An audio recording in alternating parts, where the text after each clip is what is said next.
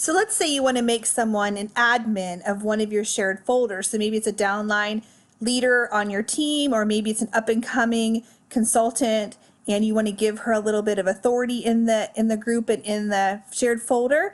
Here's how you give her admin capabilities. So we're over here, we are under your post library.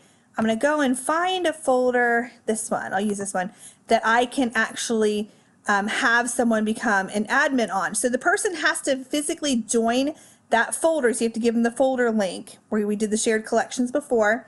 You have to share the folder link and she has to join. But then once they have joined, you can come here and I'm going to click on Manage Folder. And once I click on Manage Folder, you will see that I am the owner of the folder and Haley joined the folder. And as soon as she joined, she's automatically on read only. But let's say I want to give Haley some additional rights.